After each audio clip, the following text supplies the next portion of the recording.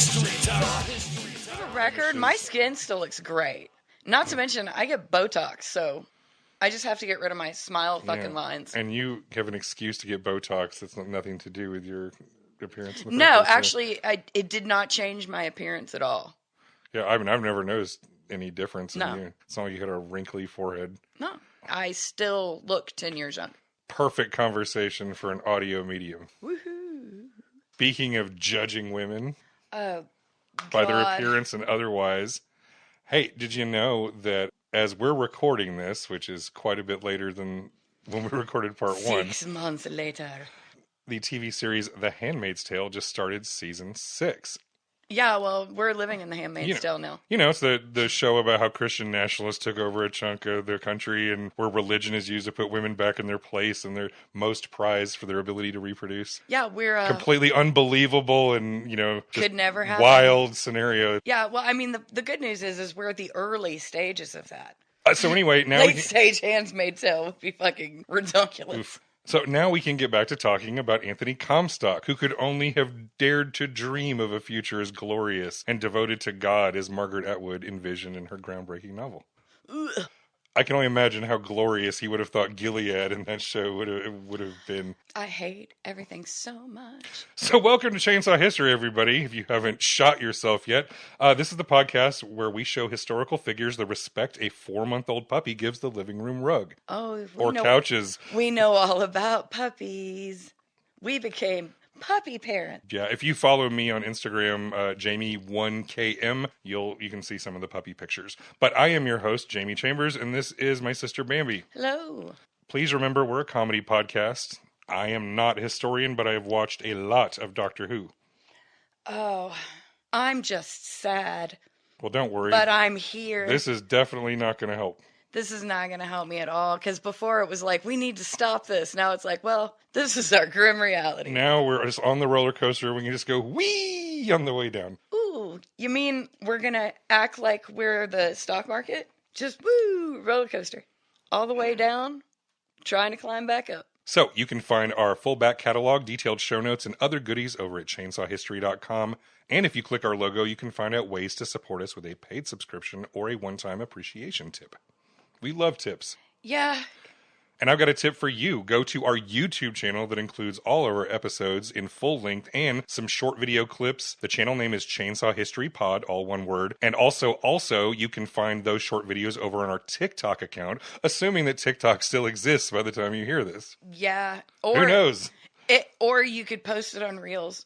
Yeah, well, it's good. It's going to be on YouTube, and we also you can see it on Reels. The short video stuff will be on Reels elsewhere. Also, you can find those short videos over on our TikTok account, assuming TikTok still exists. And also, we are adding short form rant videos connecting current events to history, which also will go onto the podcast feed in audio form. Yeah, well, Jamie, that's just cathartic.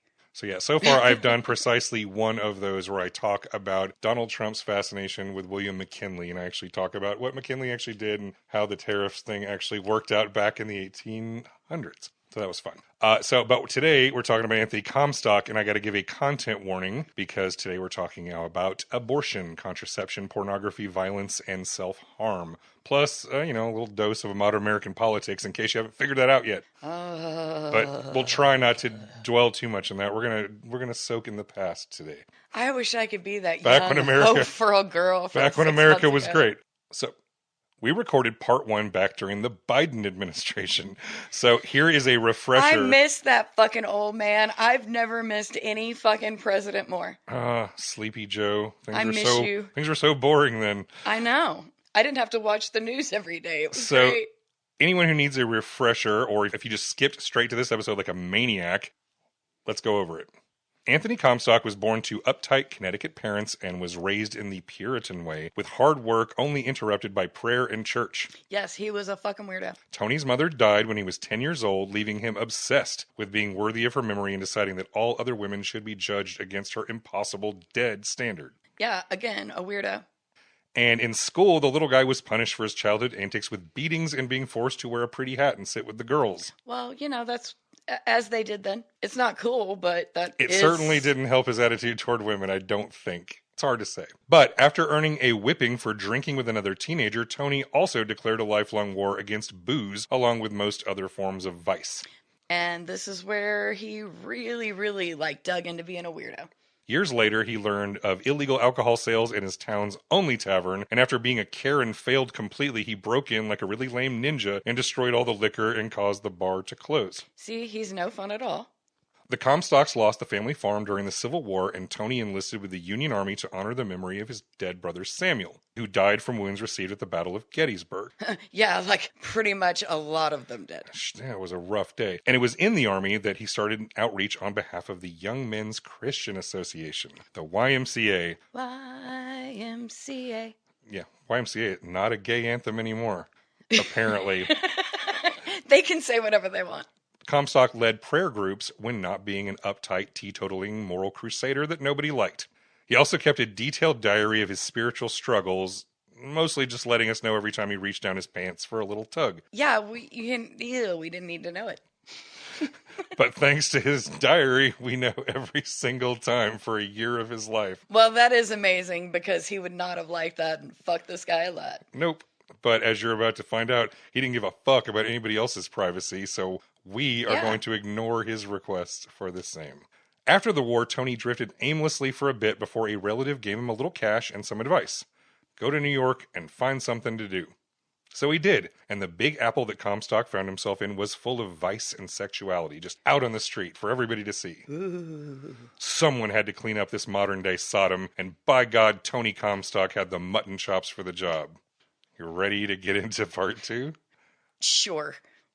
So we last saw Tony fresh on the streets of New York City with only a few bucks in his pocket and surrounded by glorious vice and sin. Yeah, people were just living their lives, having a good time. Not knowing that this asshole... And he was like, I need to stop all of this fun that you're having. Because, it's not like the times were great. Well, at the moment he had less than $4, so he scored a room at a cheap lodging house near City Hall, said his prayers, and set about looking for a job. And within a week, he landed one as a porter. So there was back-breaking work, hauling around huge cases of dry goods. Okay. Yeah, he was scoring all $12 a week. But because he was an OCD apple polisher, he straightened up everything in the stock room and organized it by, efficiency, and immediately got a promotion to shipping clerk. No raise, though. But still, not breaking your back is probably preferable to breaking your back. And again, it's okay, so he's a hard worker. He got a promotion through hard work and merit. If there's one thing that a good Puritan, from Connecticut's going to be, is a hard fucking worker, and that Comstock was. Seeing no further room for advancement, he quit his job as a stock clerk and got into sales. Initially taking a huge pay cut, but only so he's only getting $5 a week, but with the potential for sales to elevate his earnings, whereas before it's basically a dead-end job, this is all I'll ever earn. These people don't do raises. Yeah.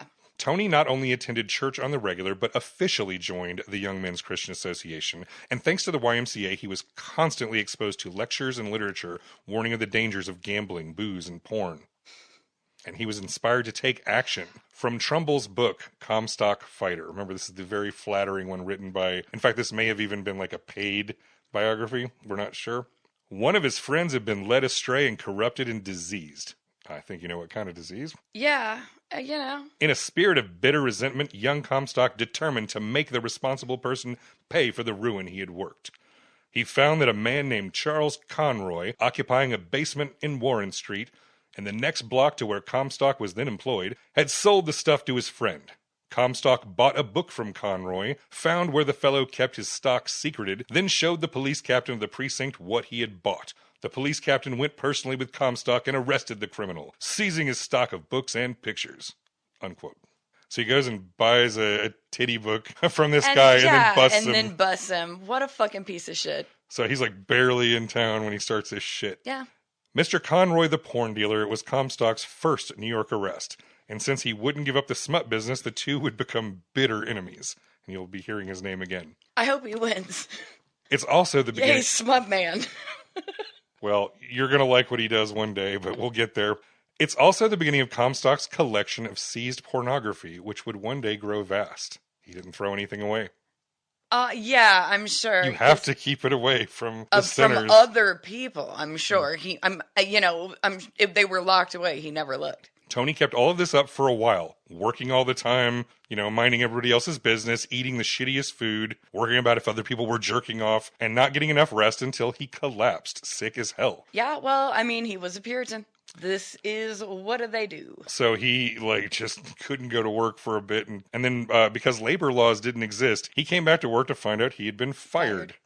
But luckily, he was able to shift to something else, and through hard work and good Puritan values, he got a different job and was able to find another smut dealer to shut down on behalf of Jesus and the YMCA. Oh, I'm so glad that all these fucking people were saved from pornography. From the Sunday edition of the New York Times, May 2nd, 1869. Quote, headline, Indecent Literature. At the suggestion of Captain John Jordan of the 6th Precinct, Mr. Anthony Comstock of number 359 Broadway entered the bookstore at number 57 Center Street yesterday and purchased an indecent book from the proprietor, William Simpson, who had often been suspected of dealing in such publications. Simpson was at once arrested and on being arraigned before the magistrate was held for trial at special sessions. Unquote. And, from Tony's fawning biographer Trumbull, quote, again in the spirit of an avenger of wrongs done to young men, the clean-lived young Connecticut Christians started on the trail of one of those worse than murderers. Unquote. Fuck you. See, they literally are just selling some titty pics? Yeah. Today I learned that loaning out titty books is worse than blowing a motherfucker's brains out. Who knew? I hate this guy so much. What the fuck? It's just because he hates women. He hates women and naked women, especially, apparently. Well, because they, inspire him to sin against God. You know what Jesus said about that? Gouge out your own fucking eyes. No, well, maybe that's the way you see it, but Anthony Comstock is like, no, put your tits away because I am way too horny for this. You know what? I'm with the French. Tits out, arms up. There you go. Anyway, this is another case where local cops were covering for the porn purveyors, also getting paid off. So Tony not only got Simpson arrested, but a cop kicked off the force. So at least we have that. Eventually, Tony was able to scrape together $500 so he could buy a little house in Brooklyn and achieve the dream of a family of his own. Because somewhere in the middle of all this, Tony fell in love. Well, I mean, I hope to God after this point he would start worrying about his wife's vagina and not everybody else's. But no, that would be too much for this weirdo. Continue. So what kind of lady do you think? No, she was probably no fucking fun at all. They only had sex to procreate. Well, we're about to get to that too. Margaret Hamilton, who went by Maggie, was one of two spinster sisters who had toiled their younger lives away in their father's store. A religious Presbyterian woman, Maggie was 10 years older than Tony, and reportedly not in super great health. From Roundsman of the Lord, now this is the biography devoted entirely to roasting Comstock. Anthony's love for his mother was to be a living thing through all his life, and perhaps he found it easy to love this faded, sweet, and self-effacing woman whom he had chosen as his bride. Unquote. Yeah, she reminded him of his, a meek, hardworking religious woman. Yeah, who's probably been, half worked to death and looked like she'd been beaten down. He was like, this is the girl of my dreams. And they were apparently... life has already kicked her ass. And there were little anecdotes saying that she was they were both a little sensitive of the fact that she was 10 years older than him, because that was the opposite of the norm in the late 1800s. Yeah, I'm sure she was real sensitive about her age just in general. But Tony's diary entries are full of little remarks about his wife being weak, but also loving tributes. He called her Dear M, and my precious little wife, and even a blessed gift. Maggie's relatives often came to stay with him, and eventually her sister Jenny came to live with him full time. He took joy in their little home, but was always dissatisfied and restless and annoyingly holier than thou.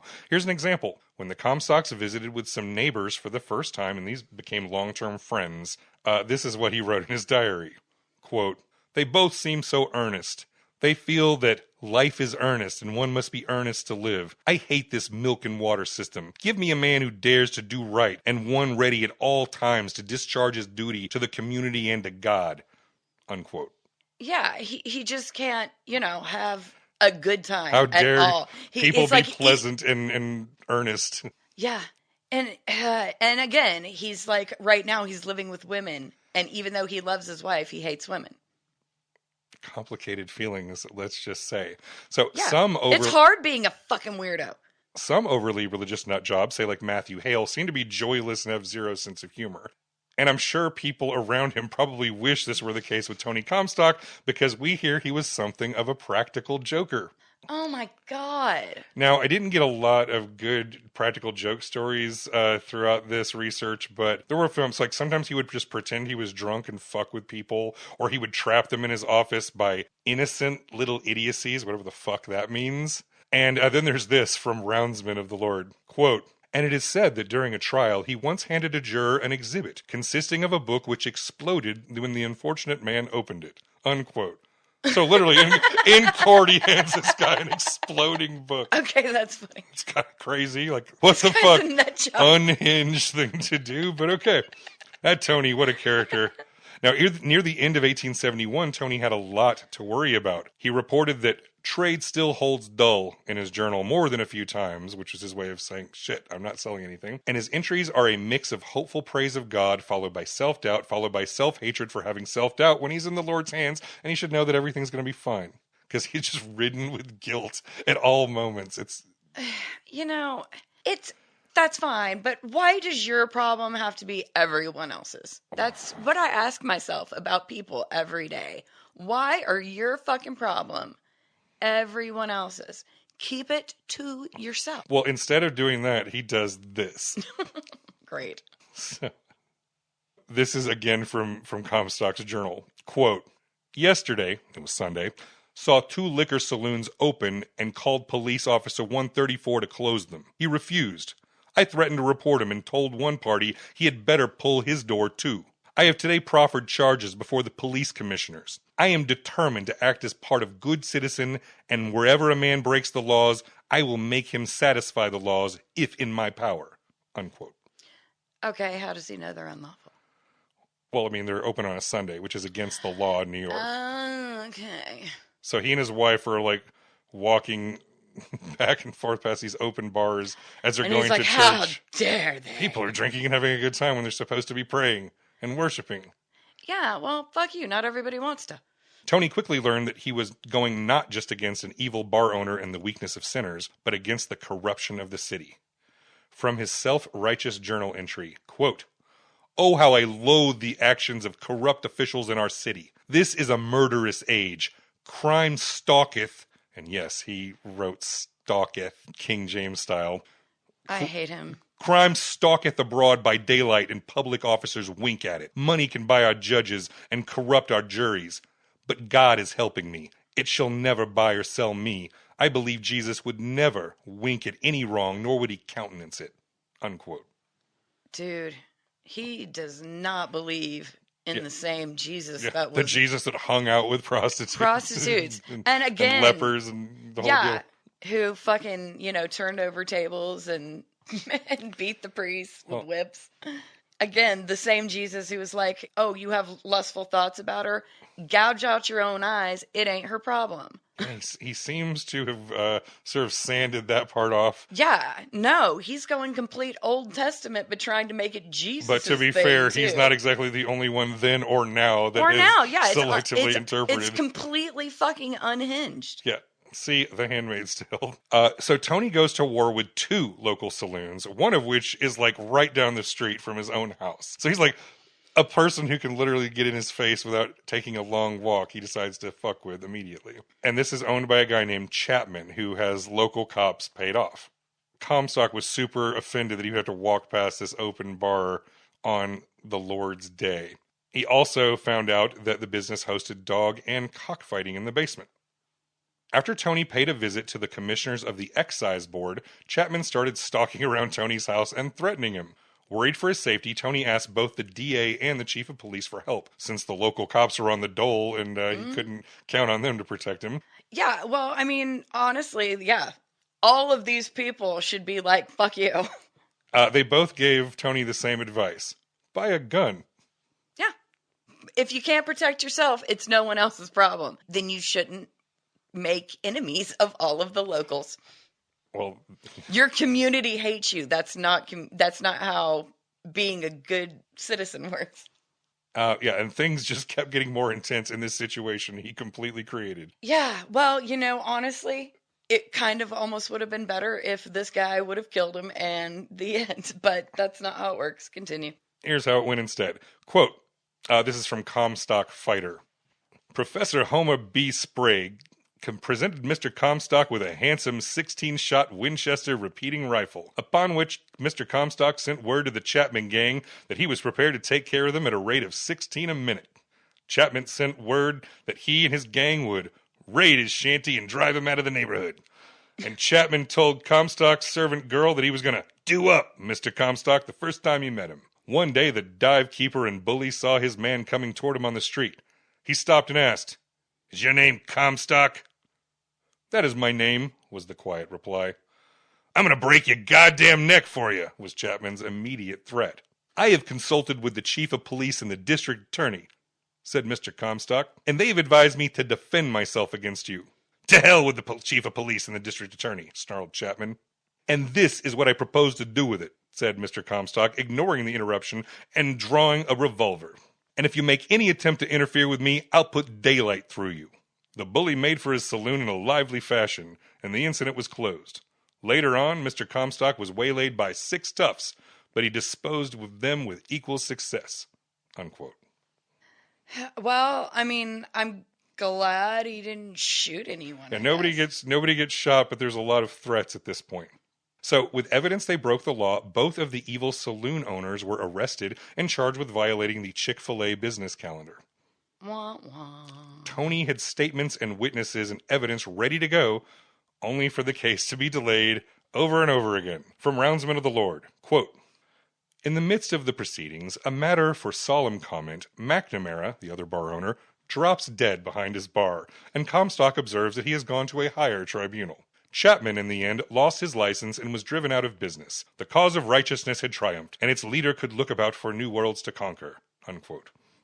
Near the end of 1871... hate everything. All the time. Okay. Near the end of 1871, Mrs. Comstock gave birth to a 9-pound baby girl they named Lily, It's a big baby. who unfortunately did not live past the following summer. Like a lot of kids in the 19th century, don't even know exactly what happened, but she apparently wasn't in good health from the beginning. Realizing that another pregnancy was not a good idea for his beloved wife, and maybe remembering how his own beloved mother died bleeding to death, Tony found a new opportunity when a destitute woman died in childbirth near Chinatown. He and Maggie legally adopted the baby girl and named her Adele. That's nice. They adopted a baby. They adopted a baby, and he did not force his wife to keep getting pregnant until she died. In fact, that was the only pregnancy that's on record for her, was the baby. So he stopped fucking his wife, so therefore, I guess... Maybe. I mean, we can assume because they didn't believe in contraception. It's like, well... Yeah, I mean, abstinence would be the thing. And again, and that's against his... Would have been his mother's wishes. Who thought her duty was to fucking pop out babies till she died. No concept of how much Comstock was boning his 10 years older wife. So, well, I mean, he was a bent up piece of shit, so we can assume that he didn't fuck her often. Yeah. So again from Roundsman about this little girl Adele. Quote, "Adele was never a very bright child.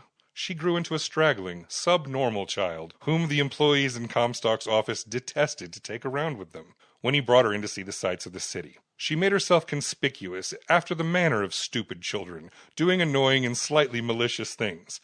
When her foster father died, she was a woman of more than 40, and so troublesome that it was judged necessary to put her in an institution. But they say Comstock never knew that Adele was not like other children. She was always devotedly attached to him." Unquote. So after Tony dies years and years later, and she's institutionalized, like she apparently, had some issues, some developmental delay issues. Something was wrong with her. And you know what? The fact, and honestly, this is probably the only nice thing he's ever done. Yeah. He adopted a little girl, and he loved her and doted on her, even though she was a bit special and not of his own. And he's probably hated Comstock so much he's slamming this poor chick. This poor child. Okay. Well, at this point, she's not a child by the time this was written, but still. Whatever. And again, her probably, she was institutionalized She just never by read- an asshole husband who just didn't want her anymore for X reason. I'm confident she never read this book. However, Tony's career took a more positive turn. Employed by Cochran, McLean and Company, he was a traveling salesman for a while, earning a solid $1,500 a year, plus commission if annual sales beat $100,000. And like the first year, he came pretty damn close. So it was it was an achievable goal. Okay. I mean, he was actually kind of good at sales, apparently. However, he didn't like doing it because, well, it's just not the most manliest profession. Well, and it's in his work life, it's probably the most normal he could ever be. And to be in sales, you have to be completely fake. Yeah, and sales also is like a social thing, and the social side of things, in which he doesn't like the kind of socializing most people do. I'm just surprised that he's good at it. Good enough. He was modestly successful with a wife and daughter he truly adored. One might think that Tony could be content and focus on family, church, and his career. But no, he's not boning his wife, so his pent-up shit becomes everybody else's problem. Yep, his pent-up shit. Something had to be done about it. So, from Trumbull's book, Comstock Fighter. By the way, I don't think I ever told you, the subtitle to Comstock Fighter is this, I shit you not. Some impressions of a lifetime of adventure in conflict with the powers of evil. Oh my God. Like, this is sucking him off so hard. Well, obviously his wife's not sucking him off nearly hard enough. This guy Trumbull does it for him posthumously. Quote, Comstock had come to know young businessmen over and over again whose lives were plainly being ruined by their interest in obscene pictures and literature and other devilish things that they had easy access to. One of his friends had been led astray and corrupted and diseased. That's his fault. That's his problem. It's not your problem. It's certainly not everybody else's problem. So, not content to merely attend church and worship God and lead by example, Tony took his holy war to the streets.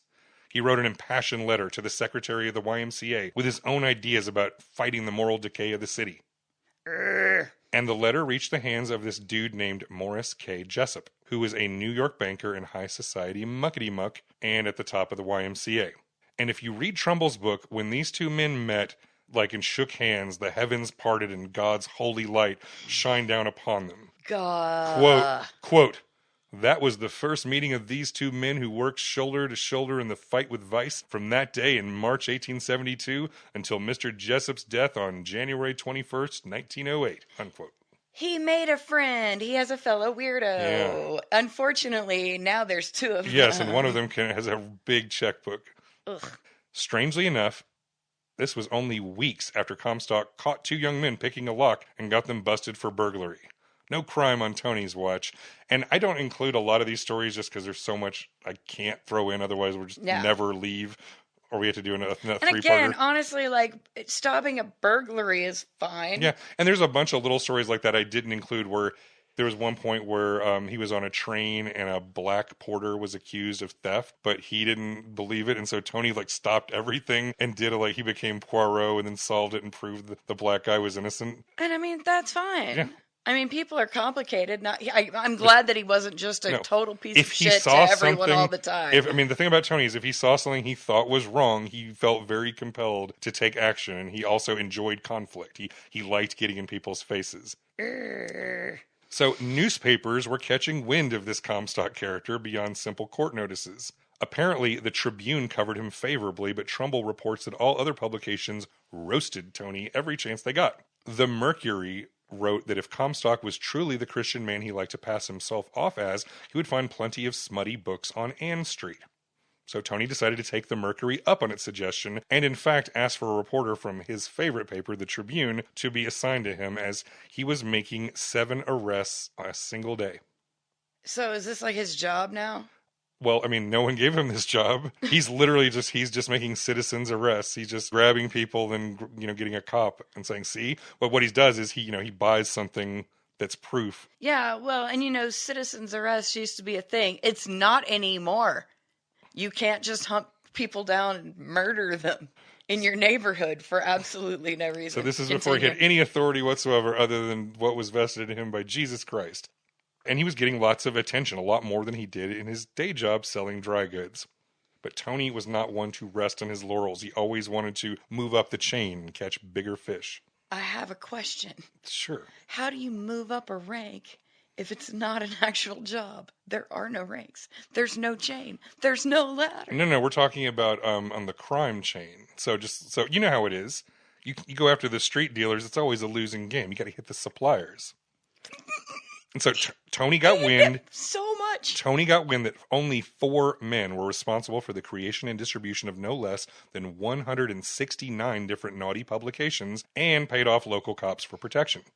So one of them was named William Haynes. From Roundsman of the Lord, quote, William Haynes was formerly an Irish surgeon. He had been in the publishing business in the United States since 1842 and was reputed to have written many of the books he had published. Soon after Comstock began his investigations of the publishers, Haynes had received a message from a friend. Get out of the way, Comstock is after you. Damn fool won't look at money. That same night, Haynes died. It was said by his own hand. Unquote. The first, and definitely not the last, somebody killed themselves rather than be publicly destroyed by Comstock's bullshit. Yeah, he's an asshole. So then Comstock shows up to obtain all the printing plates and other materials, and Mrs. Haynes, the recent widow, greeted him with, "You killed my husband."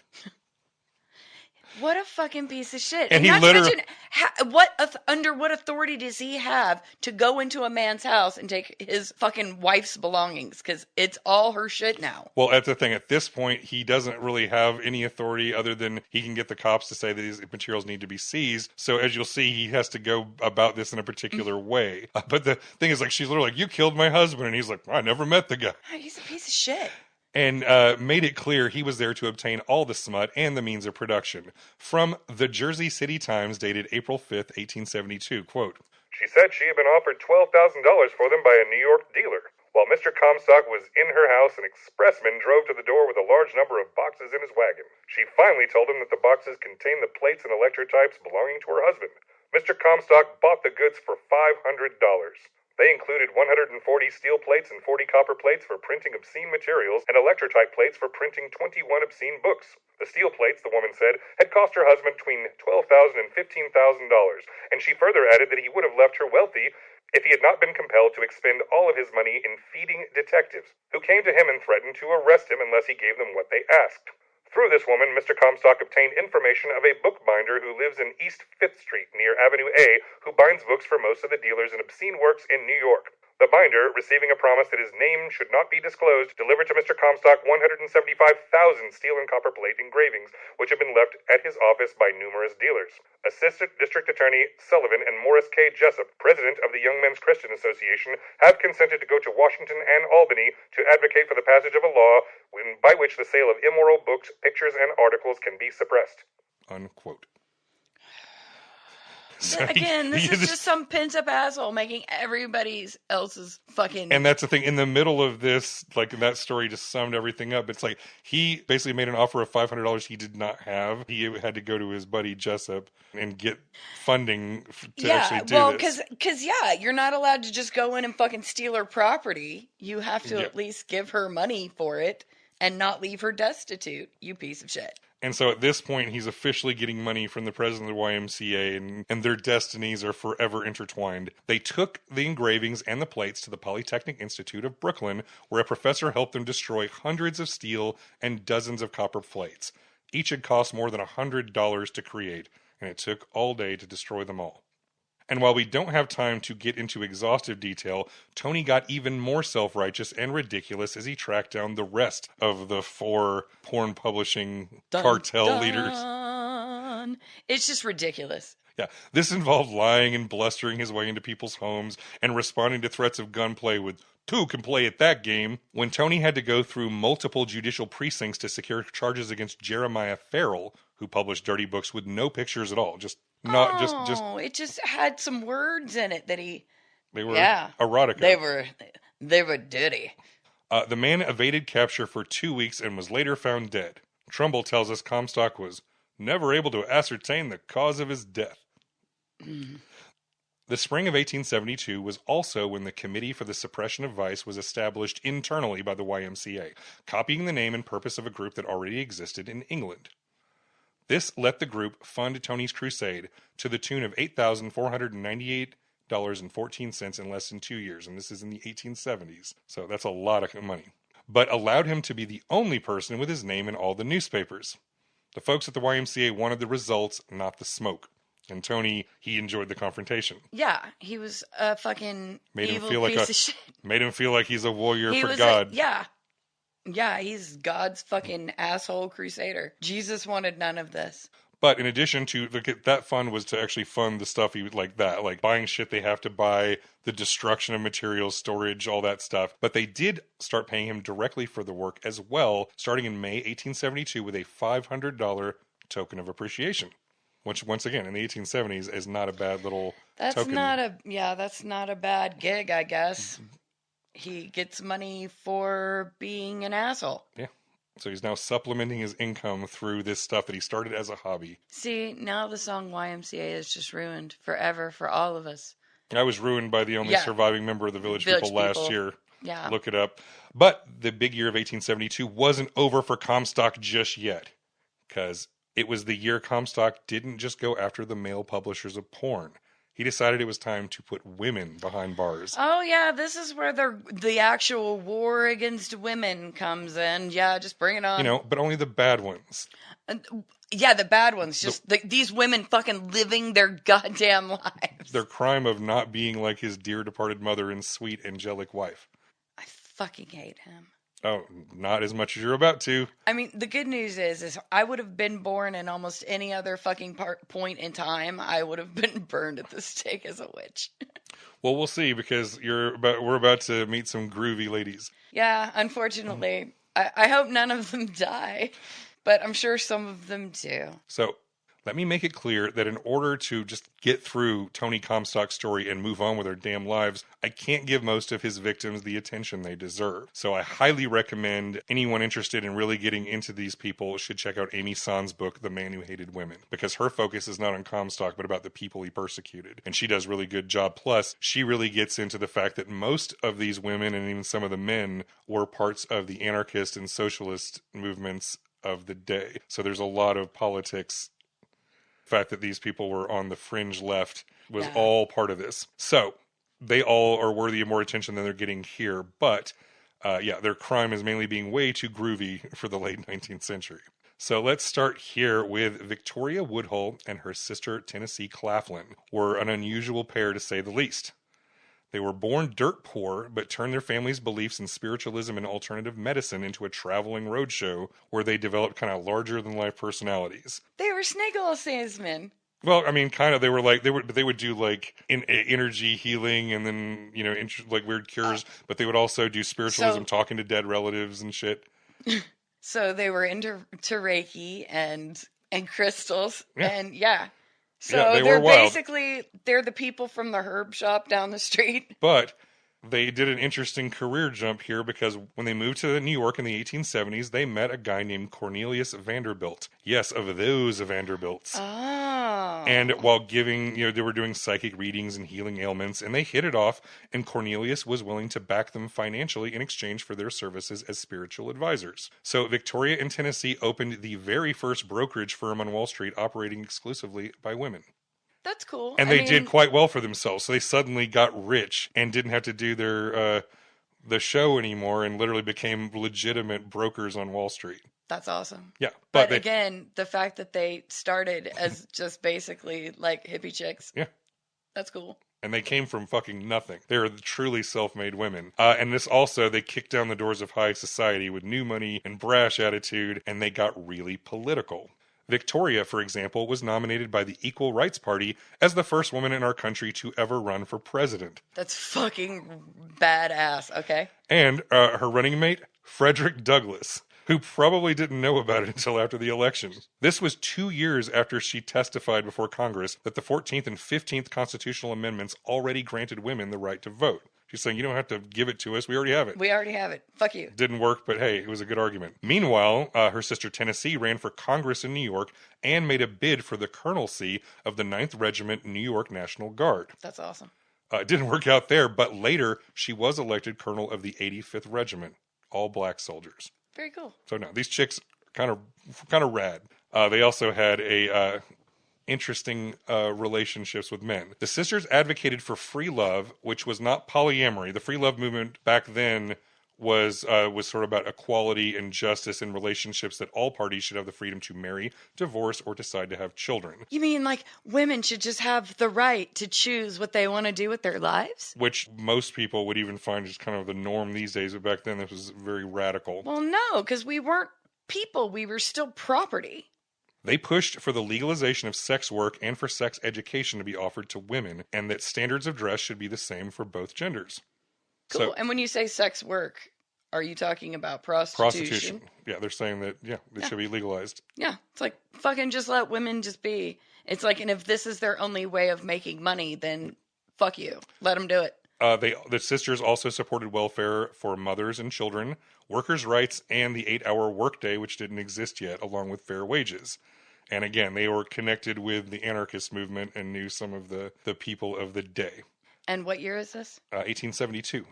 Okay, so this is that time. Yep. Oh, this is when the suffrage is amping up. Everything's starting to go. And so then they decided to start talking about this shit more and more in a weekly newspaper, Woodhull and Claflin's Weekly, which promoted all of the above ideas and also was the first English language publication to print the Communist Manifesto. Radical. Tony Comstock certainly wasn't the only moralist in 1870s New York. He was just the only one running around with a gun and acting like a lunatic. Another self-righteous critic was Reverend Henry Ward Beecher. And Victoria couldn't resist the chance to slam back at a critic who was also a hypocrite. A hypocritic? Because this guy was literally giving sermons and talking shit about the sisters. And then they learn, however, that the good Reverend was making one of his married lady parishioners scream to God in a private one-on-one session. And so they printed an article spilling the tea on the whole Beecher affair. That's fucking amazing. They're like, oh, you want to talk about shit about me? I know some shit about you, buddy. So they printed this article about this affair this famous preacher's having. And that's when Tony Comstock made his move, attempting to file charges in both state and federal court on the charge that it's illegal to send obscene material through the mail. The article referencing sex between two people is illegal. Fuck this guy so hard, that's news. Because there were laws on the books, even though they were kind of weak and toothless, but he's still trying. He's like, let's just go for it. So to sell the case, the prosecutor focused on the libel besmirching the character of a beloved man of God rather than the actual very stupid law that had been broken, because there was no libel, wasn't a thing in the case. That's a civil thing, and he did not sue because he did not want discovery. The defense pointed out the worst words used in the article were token and virginity. This triggered some prosecutorial dancing to try to make the charges stick. And the sisters ended up spending a month in jail before securing bail. And keeping two attractive ladies behind bars for that long without a trial kind of shifted the public's sympathy. Because they would start holding court in jail and reporters would come in and talk to them. And they were like, we didn't do anything wrong. Like said, go ahead and fucking fact check us. And these are not only, these are not only groovy chicks, but they're hot. So, which makes it a perfect story for journalists. Because again, I mean, I hate to say this, but I mean, to this day, if you want a good news story, make it about an attractive white woman. Yeah. And there were two of them, sisters. Oh, yeah. Two sisters which complicated love lives too, because I don't even get into it. But if you read up on Victoria, and again, Woodhull, who fucking cares what she's doing? She had divorced her first husband, and then she had which was already rare enough back then. Then she'd remarried, and then that guy was a drunk.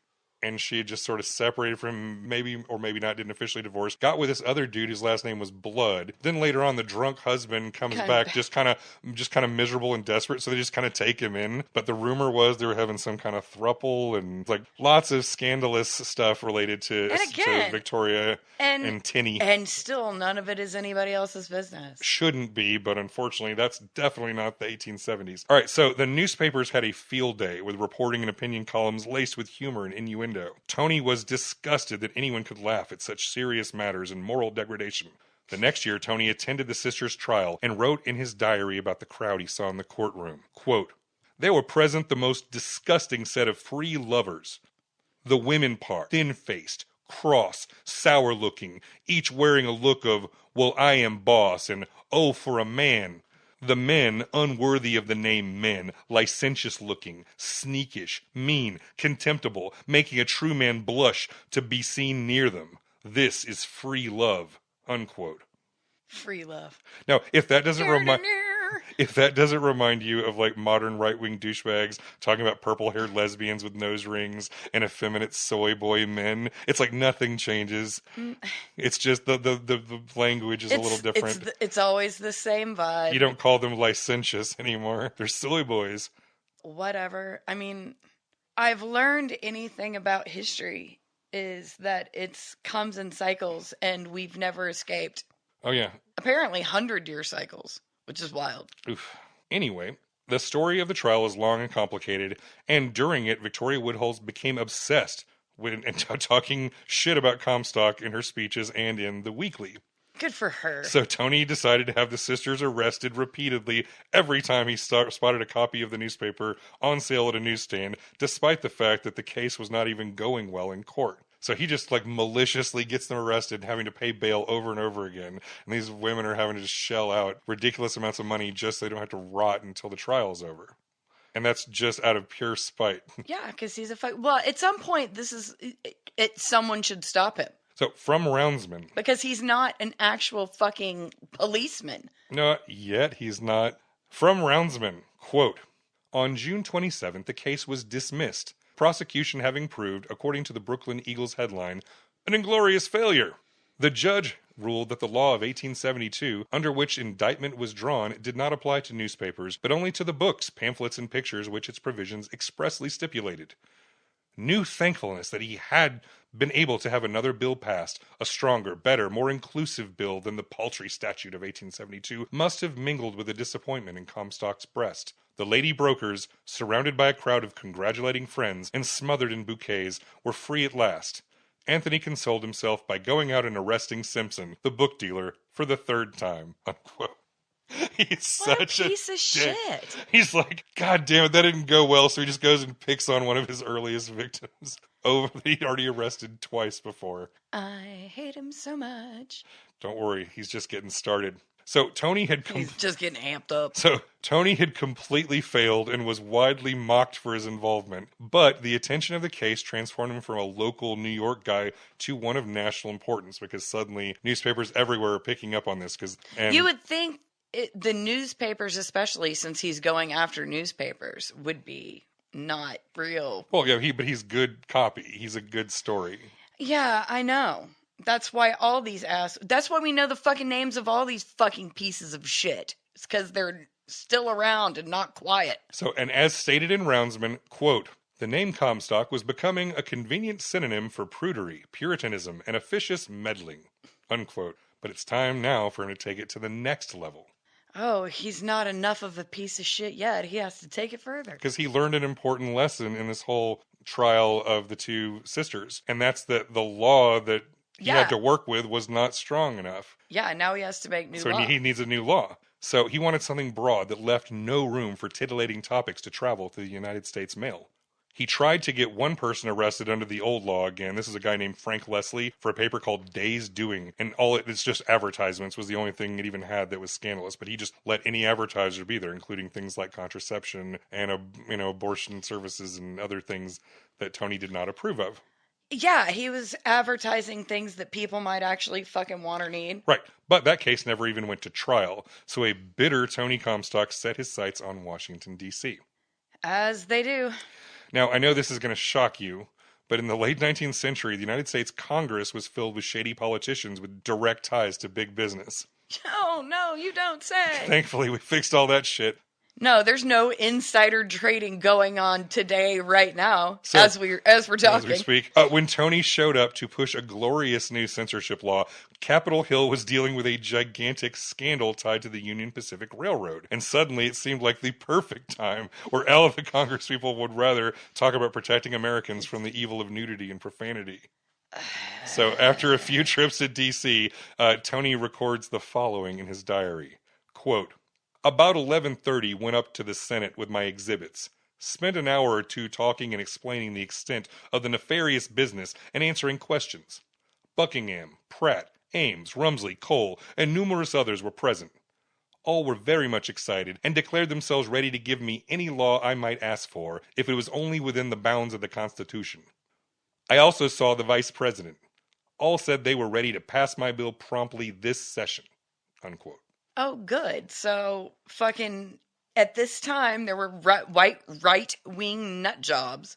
Fucking just, yeah, ready to go. Well, Just not like, just right wing. Like so many people were caught up in this that they were like very ready to.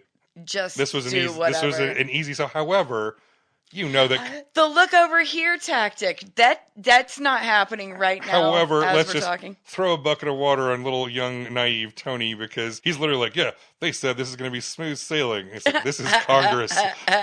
This is Washington D.C. motherfucker. Yeah, well, now granted, if they're actually like performing government the way it's supposed to run, then yeah, government is slow, motherfucker. Yep. So Tony hung in there through every legislative step we learned from Schoolhouse Rock. And though he found it tiresome and tedious, he was also scandalized to attend the D.C. social functions and find women he described in his journal this way, quote, almost caricatures of everything but what a modest lady ought not to be. They were brazen, dressed extremely silly, enameled faces and powdered hair, low dresses, hair most ridiculous and altogether most extremely disgusting to every lover of pure, noble, modest woman. What are they? Who do they belong to? How can we respect them? They disgrace our land and yet consider themselves ladies. Unquote. So basically, they were just dressed really nicely for the time. I think the phrase, who do they belong to, tells you a lot right there, buddy. Yeah, well, it's like, who do they belong to? Themselves, and not to mention their husbands. Yeah. These were just rich women dressed like rich ladies. Yeah, these were like, Congress. Yeah, they probably just looked fucking stellar. Yeah. These were the rich, the elite, and the attractive of the time. Puritan modesty, Yeah, and again, you will never find Puritan modesty in D.C. It's never been there, not once. Thomas Jefferson was the first fucking president in the White House in Washington, D.C. French-style parties, and again, he had fucking Dolly Madison deck out the White House with congressional money, and by God, she did. It looked good. It's really sad that she had to, save Washington's painting and they burnt it all down just for her to go back with her husband and have to do it again. Dolly Madison rocks, by the way. So each delay made Tony a nervous wreck, but he learned through the revision process that the Committee on Appropriations had marked $3,425 for a special agent with the idea that the Postmaster General would name Comstock for that position. But back in New York, the Committee for the Suppression of Vice passed a resolution, quote, that Mr. C be authorized and instructed by this committee not to take any salary. To this, Tony agreed. He didn't want any tax money sullying the pure and noble work. The House version of the bill included the special agent provision meant for Tony, but the Senate deleted it. He furiously scribbled in his diary, quote, they may do and say what they please about me, but if they interfere with my work, then beware. Comstock is nothing. The master's work is everything, unquote.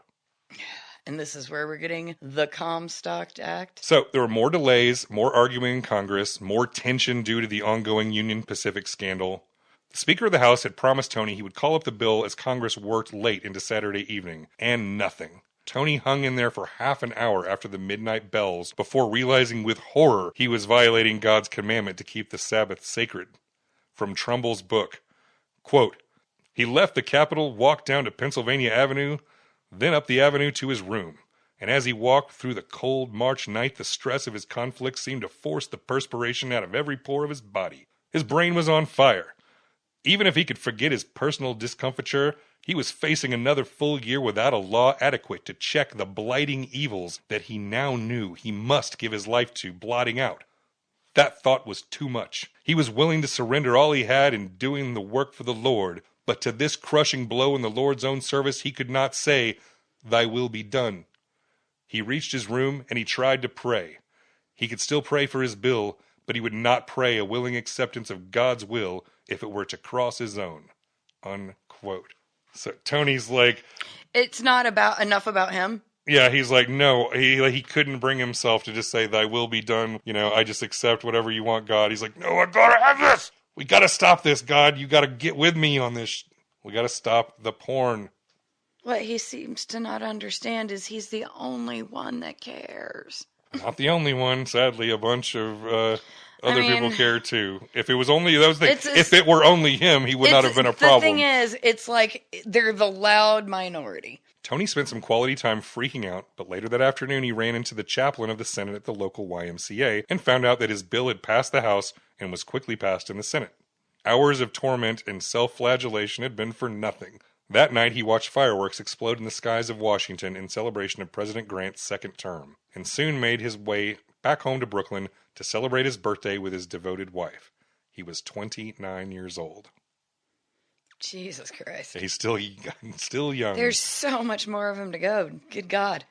So he was a young piece of shit. Oh yeah, he got started early. Before long, newspapers everywhere were scouring their advertising sections for anything that could be used to send their editors to jail. 2 months later, private donors funded the creation of the now independent New York Society for the Suppression of Vice, with Tony acting as its chief enforcer. So, you're going to agree with me here. I absolutely refuse to do a 3-part episode on Anthony Comstock. So now that we've covered his origin story and the creation of the Comstock Law, so that the weirdo authors of Project 2025 want to bring back into our lives, we're just going to kind of do a quick overview of his later antics. Oh, thank God. Yeah, okay. We're in at the end. You said 3-part originally. No way. No, fuck that. Fuck that and fuck this guy. I like the law, like I wanted to kind of really get into the early part of what he did and do that, and now we're going to kind of just do a more quick tour of his later bullshit. Okay. So in 1874, that guy Charles Conroy, his very first score, was really getting sick of being arrested, so he pulled a knife and slashed Tony's face open. Nice. Maybe that's why Tony then chose to focus more of his efforts on anarchists, socialists, and free love advocates. But those anarchists will really get you.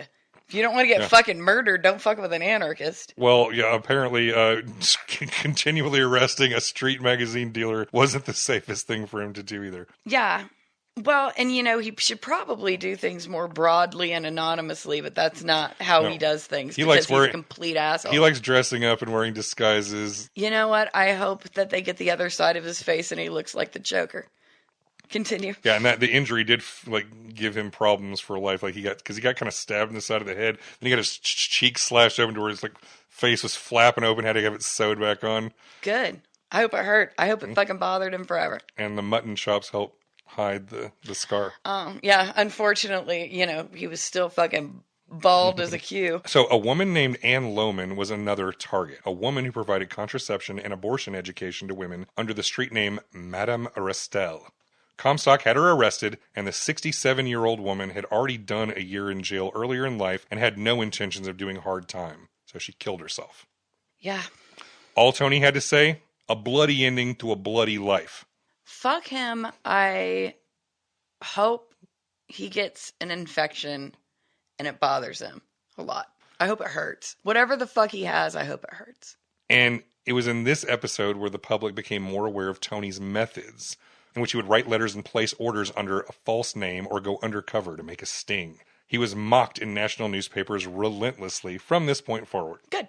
In 1879, Tony's target was a man named Ezra Haywood, a righteous dude with a sick beard and founder of the New England Labor Reform League, who advocated for free contracts, free money, free markets, free transit, and free land. That's a lot of free shit. Tony charged him for mailing obscene material in the form of a pamphlet titled Cupid's Yokes, or The Binding Forces of Conjugal Life, an essay to consider some moral and physiological phases of love and marriage, wherein is asserted the natural right and necessity of sexual self-government.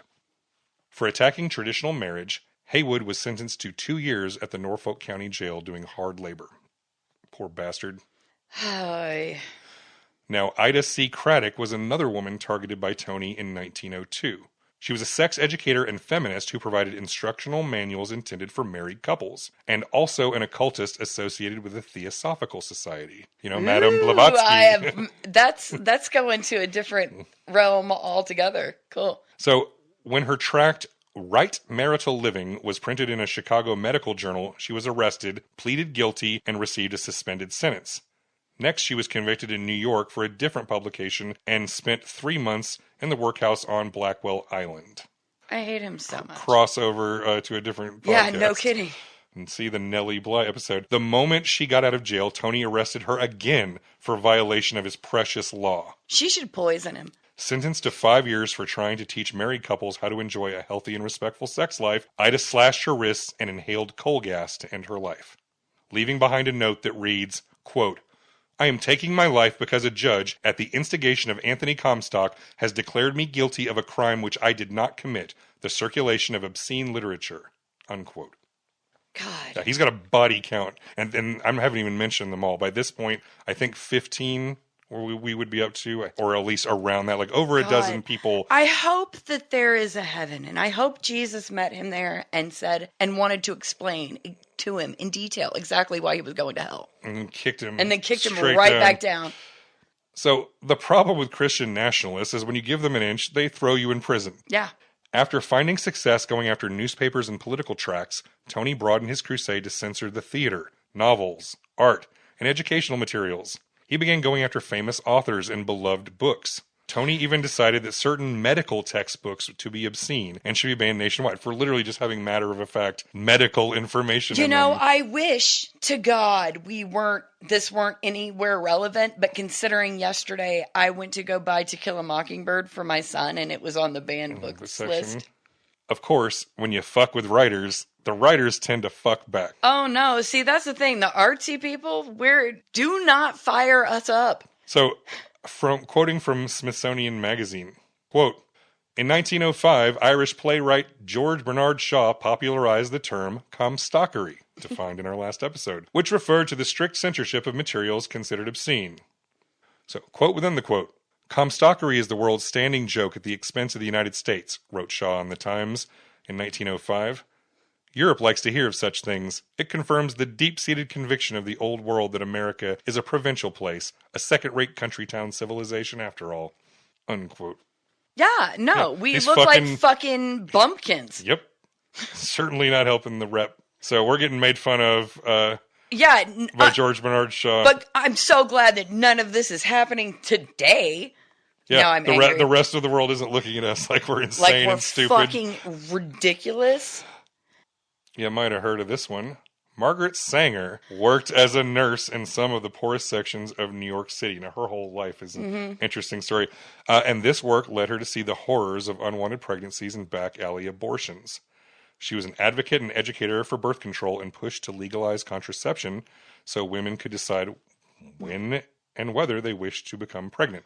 Which, considering Anthony Comstock didn't want his fucking wife to die in childbirth, you would think that he would be sympathetic to that cause. But no, he hates women. He's a piece of shit. So, yeah, I'm sure he went after her hard. Well, I mean, you should only have sex for the purposes of procreation. So, Sanger published candid columns about relationships, sexual intercourse, and even masturbation. As you can guess, these were all totally illegal under the Comstock Act. Oh, yeah, they were. Becoming more explicitly political, Margaret traveled to Europe to avoid prosecution. Since he could not get his hands on Margaret, Tony had her husband William arrested in 1915, which really sucked because he'd been estranged from his wife for like a few years by that point. But he still went to jail for her. He's like, well.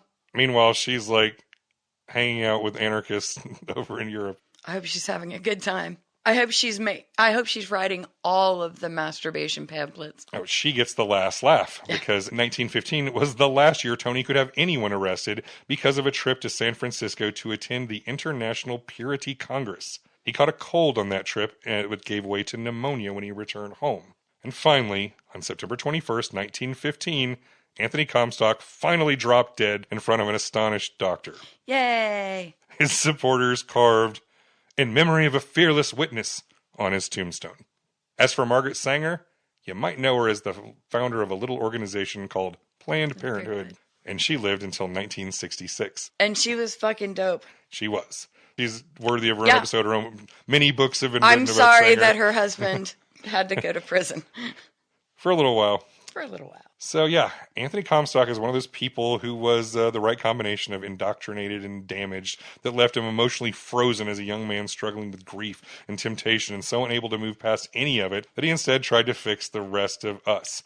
He was self-righteous, without humility, judgmental and vengeful, yet constantly anguished and full of guilt and self-hatred. He's another dude who could have used modern medicine and therapy, but instead projected his issues onto everyone else and did a lot of damage. How you feeling about good old Tony Comstock? Well, I'm glad he's dead. That's pretty much, that's where the Dead ending. 110 years. Yeah. So to close out and sum him up, I'll quote one last time from Roundsman of the Lord. What was this man? The ignorant foe of culture? The symbol of American provincialism and intolerance? The cruel and fanatical bigot? Or the defender of little children? The fearless witness for the right? God's soldier? Perhaps he was all these things, in that strange fateful medley which makes a human soul. The record of the man, Anthony Comstock, is diffuse. It sprawls amorphously across our pages. From this clutter of good report and evil, how can we select a label? How epitomize the confusion in a pat and simple phrase? These biographers turn from the task. Perhaps concerning this man they know too little, or too much. Unquote. And now everyone knows too much about Anthony Comstock. Who is a complete weirdo piece of shit. Yeah. And, we wouldn't have to care about him, except that stupid law is now being considered a great idea again by people who are very quickly making it all happen. Yep, because America is the couch now. We're great again. We're all going to get fucked. So thank you, everyone, for making it through the tale of Tony Comstock's stupid facial hair. And thank you to Kevin. Always, and Raven Sound Studios.